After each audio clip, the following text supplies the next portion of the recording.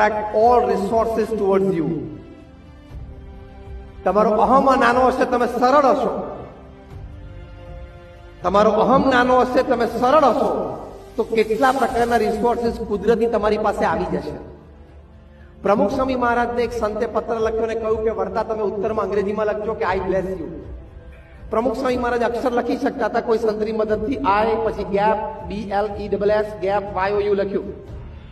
પછી પેલા સંતે પત્ર જોયો ને એમાં આઈ છે ને સેકન્ડ એલ્ફાબેટ નો હતો, ટપકા વાળો ડોટ વાળો આઈ હતો.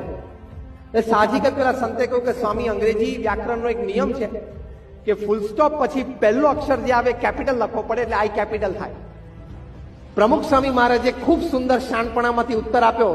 સ્વામીએ કહ્યું કે બીજા બધા લેટર છે એ તો આપણે કેપિટલ લખ્યા છે, પણ આ એટલા માટે નાનો લખ્યો છે કે જીવનમાં હંમેશા આય નાનો રાખો.